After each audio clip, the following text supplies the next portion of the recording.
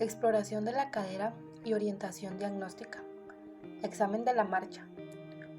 Es importante saber que la exploración de la cadera se hace primero desde adelante, luego lateralmente y por último desde atrás. En las coxopatías aparece una marcha antálgica en la que el paciente apoya el miembro afectado lo más breve y suavemente posible.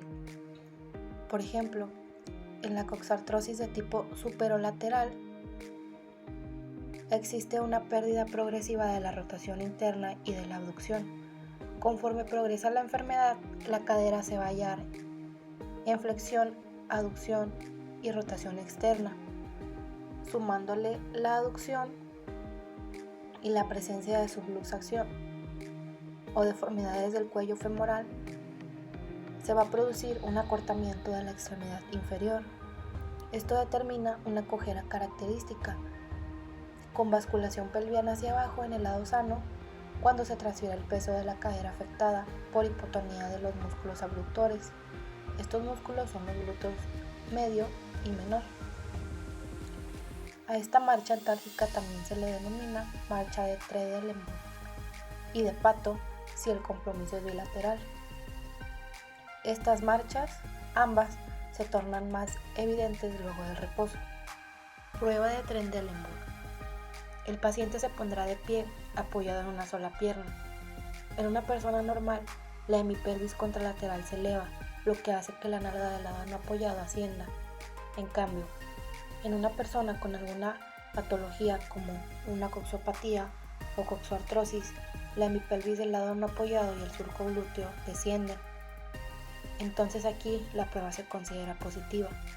Esto puede deberse a debilidad glútea, por ejemplo atrofia muscular o poliomielitis.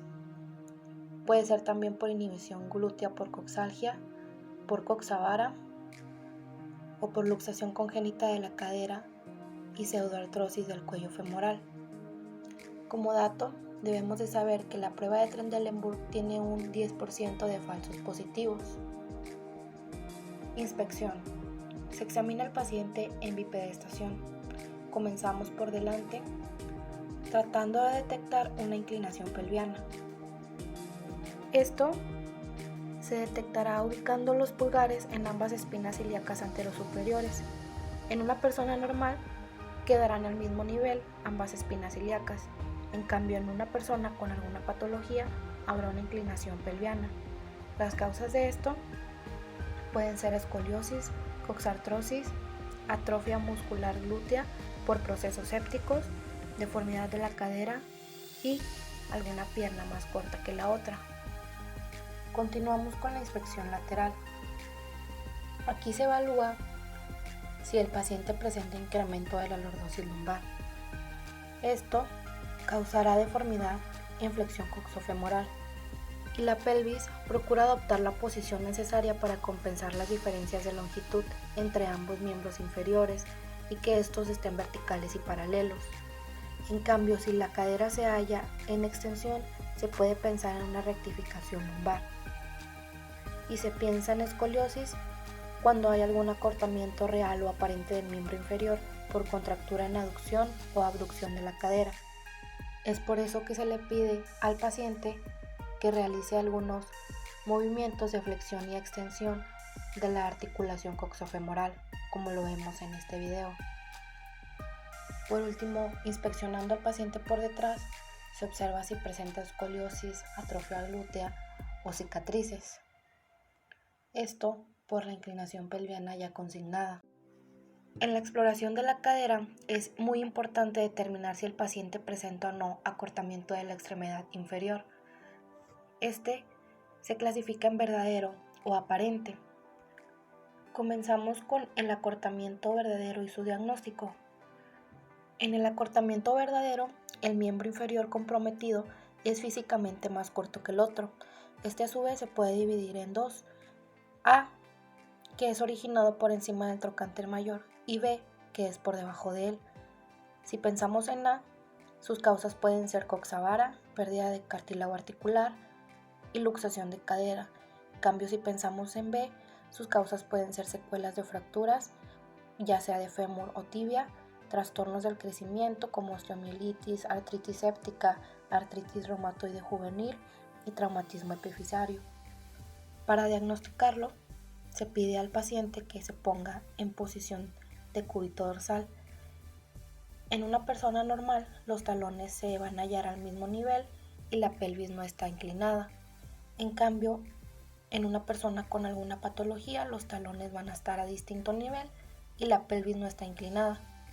Lo que se hace aquí es comparar la distancia entre los pulgares ubicados sobre ambas espinas ilíacas anterosuperiores y el resto de los dedos estarán en los trocánteres mayores. Una distancia menor en un lado sugiere que la alteración está por encima del trocánter. Si la distancia es normal, se le va a pedir al paciente que flexione las rodillas y que los talones se ubiquen exactamente juntos.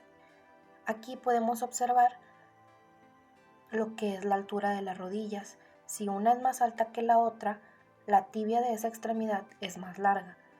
Y si una rodilla se proyecta más hacia adelante, el fémur de esa extremidad es más largo.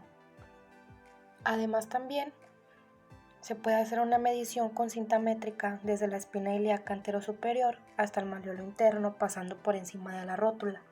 ¿Para qué se hace esto? Esto se hace para que se permita definir con mayor precisión el acortamiento verdadero.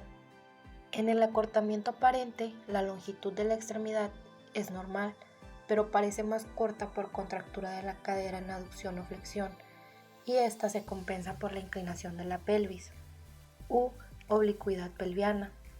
Para su diagnóstico se debe comprobar si las mediciones verdaderas de la longitud de las extremidades son iguales.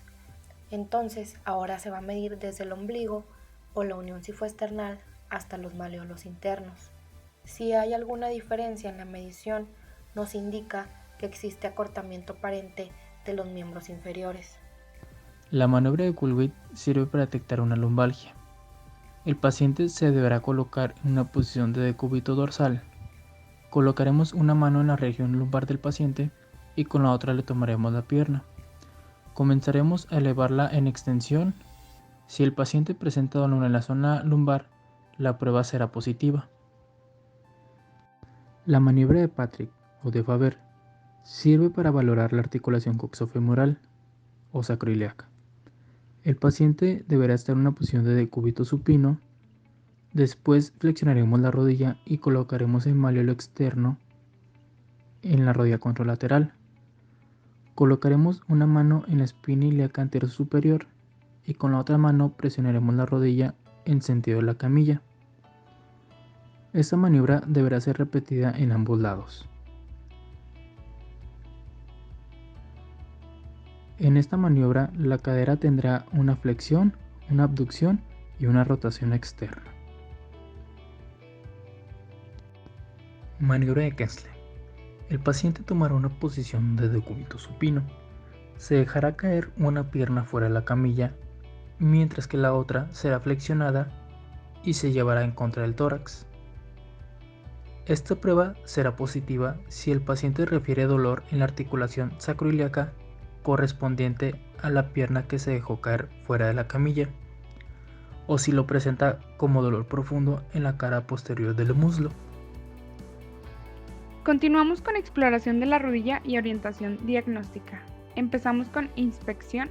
Vamos a observar primero la marcha. Esta debe realizarse con movimientos suaves y con ritmicidad. La rodilla, a su vez, debe de estar extendida por completo en el momento del choque del talón. En posición de bipedestación debe de haber una extensión completa de la rodilla y los pies separados.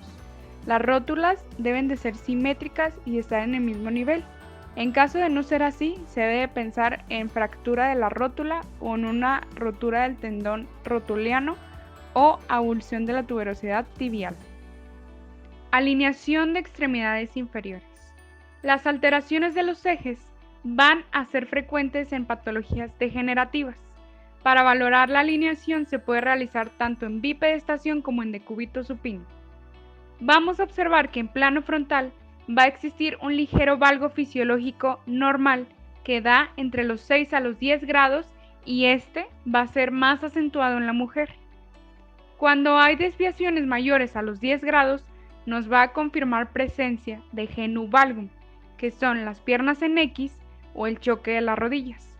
Esta predispone al pie plano y a la gonartrosis. Por otro lado, el genu varum, que son piernas en paréntesis o en cero, hasta la edad de los 3 años es normal, junto con el pie plano. La causa más común es la gonartrosis, raquitismo y enfermedad de Paget. En plano lateral, genu recurvatum, son rodillas en hiperextensión de 190 a 200 grados y esta suele estar acompañado de genu valgum. Se le observa en la hipermovilidad articular y en la poliomielitis.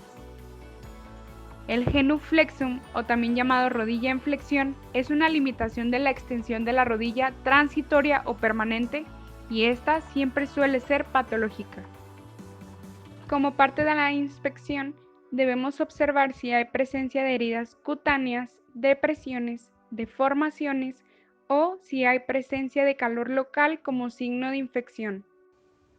Arcos de movilidad. Flexión. Lo normal es que va a variar entre 120 a 150 grados. Extensión. La extensión máxima da 0 grados. A partir de ahí se puede realizar de forma pasiva una hiperextensión que va entre los 5 a los 10 grados. Signo de puente o déficit de extensión de rodilla. El paciente en decúbito supino va a tratar de extender la rodilla lo más que se pueda. Si la rodilla está en semiflexión y no extiende, se puede deber a que hay presencia de derrame articular masivo o algún bloqueo por rotura meniscal. Puntos dolorosos. En el polo inferior de la rótula, en la enfermedad de Singil-Larsen-Johansen. En el polo superior, en la tendinitis cuadricipital. En la interlínea medial y la pata de ganso, en las bursitis anserinas. En la tuberosidad anterior de la tibia, en la enfermedad de Osgood-Schlatter. Las carillas articulares de la rótula, tanto interna como externa, en la condromalacia rotuliana o síndrome de hiperpresión rotuliana externa. Maniobras. Maniobra de choque o tecla rotuliana. Con una mano exprimiremos el fondo de saco subcuadricipital y con el dedo índice de la otra mano vamos a empujar la rótula contra el fémur. Esta prueba es positiva si la rótula se hunde y salta. Esta maniobra es importante para descartar la presencia de derrame articular. Palpación de la interlínea medial y lateral. Paciente en decúbito supino y rodillas en 90 grados. El examinador, utilizando sus dedos índice y medio, palpa el trayecto de la interlínea lateral y medial. La prueba será positiva cuando la palpación de la interlínea produzca dolor. Prueba de aprehensión de luxación rotuliana. Se desplaza la rótula externamente mientras se flexiona la rodilla desde la posición extendida. La prueba será positiva si el paciente intenta detener la prueba por dolor o molestia. Prueba de bostezo articular. Paciente en decúbito supino. El examinador toma con una mano la porción distal de la tibia y con otra sujeta la rodilla por su cara lateral. Entonces desplaza la tibia hacia lateral con la mano, realizando una maniobra de estrés en valgo. Si se quiere aislar el ligamento colateral medial del resto de las estructuras estabilizadoras, como los ligamentos cruzados, se realiza esta maniobra con una flexión de rodilla de 30 grados. Este test será positivo cuando se observe dolor en comparación al lado contralateral. Prueba de cajón. Con la rodilla en flexión de 90 grados, el explorador sentado sobre el pie se realiza tracción de la rodilla a modo de cajón anterior, observando si en algún momento se produce un salto violento al pasar sobre el menisco lesionado. Prueba de McMurray. Paciente en decúbito supino. El examinador controla la pierna sujetando el talón con una mano y con la otra sitúa el índice y el pulgar anteromedial y anterolateral a la línea articular. Flecta pasivamente la rodilla del paciente hasta los 90 grados. Rota externo y presiona en dirección axial mientras extiende la rodilla. Repite la maniobra pero con rotación interna. Este test será positivo si presenta un resalte, bloqueo articular o dolor durante la prueba. Maniobra o signo de Moragas. Con la pierna en flexión de 90 grados y fuerte abducción, haciéndola cabalgar sobre la rodilla sana, se coloca un dedo fuertemente aplicado en la interlínea. Inmediatamente por delante del ligamento lateral, se indica al paciente a extender lentamente la rodilla contra una ligera resistencia. En caso de presencia de dolor agudo y prominencia del menisco en la interlínea, significa que hay una rotura del menisco. Prueba de compresión de Apley. Paciente en decúbito prono con rodilla flectada en 90 grados. El examinador aplica presión en la cara plantar del talón, produciendo una carga axial sobre la tibia. Simultáneamente, rota interno y externo alternadamente. El examinador sujeta la pierna desde la tibia distal y realiza una tracción axial con rotación interna y externa, alejando la tibia del fémur. Este test será positivo si el paciente refiere dolor durante la compresión. En anatomía humana, el tobillo es la articulación donde se une el pie y la pierna. El tobillo está constituido por 3 huesos, el peroné y la tibia, que pertenecen a la pierna, y el astrágalo, que forma parte del pie. La tibia y el peroné forman conjuntamente en su parte inferior una mortaja auricular o cúpula sobre la que se encaja la tróclea del astrágalo. El malleolo lateral va a ser más voluminoso que el medial, va a descender más y por tanto se posterioriza más, lo que explica que exista una ligera oblicualidad, aproximadamente de 20 grados. Sobre la estructura ósea existe una cápsula fibrosa, un conjunto de ligamentos, músculos y tendones que contribuyen a la solidez de la articulación y hacen posible el movimiento de la misma. Con la inspección nos podemos dar cuenta de que existe alguna tumefacción. Esta se presenta con frecuencia en el tobillo y en el pie, pero suele ser muy poco inespecífica. Por esto, es importante que el médico distinga entre un edema y una inflamación. El edema es un acúmulo de líquido en el tejido celular subcutáneo y en el espacio intersticial. Este suele abarcar de distal a proximal y se va a presentar el signo de la fobia. La inflamación suele ser la respuesta ante una agresión. Esta contiene los típicos signos de la inflamación: calor, rubor, dolor, tumefacción y pérdida o alteración de la funcionalidad. Cuando el mayor volumen solo afecta la articulación, hablaremos del tercer término que debemos saber distinguir, y es la tumefacción articular. Esta consiste en una mayor cantidad de líquido en la articulación, habitualmente tras un traumatismo. En otras ocasiones puede ser por un proceso inflamatorio articular que se denomina sinovitis. Este incremento en el volumen de líquido articular se denomina hidartros. Tras un traumatismo, este líquido puede ser sangre y se denomina hemartros. La articulación tibiotarsiana presenta solo movimientos de flexi-extensión, con el pie en ángulo recto en relación con la pierna. La amplitud de flexión dorsal es de 20 a 25 grados y la flexión plantar es de 40 a 45 grados. El examen debe de ser comparativo con ambos tobillos.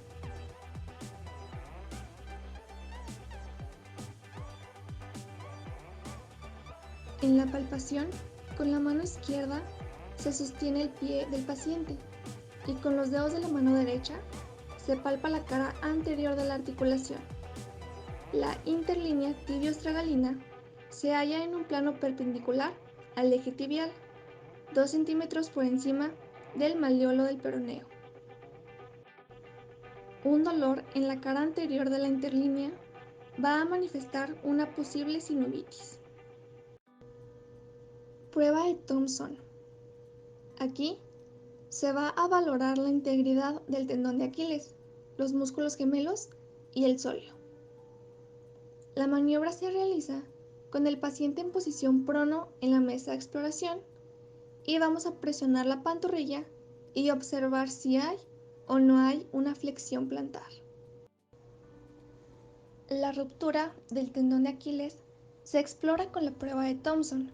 Esta pone en evidencia dolor y o tumefacción debido a preaquiliana, retroaquiliana, tendinitis, nódulos reumatoides, tofos o xantomas. Prueba de Kleiger. El objetivo es valorar la integridad del ligamento deltoideo. Aquí, el examinador va a estar sentado frente al paciente. Con una mano va a fijar la pierna por su tercio terminal, mientras que la otra mano va a pinzar el pie por la cabeza del primer metatarsiano. La mano distal va a inducir una abducción con un componente de pronación sobre el antepié. El hallazgo se considera positivo si existe un dolor de localización medial y lateral. También, si existe un exagerado desplazamiento astragalino bajo la mortaja que nos va a indicar una lesión del ligamento deltoideo. Prueba de inclinación astragalina.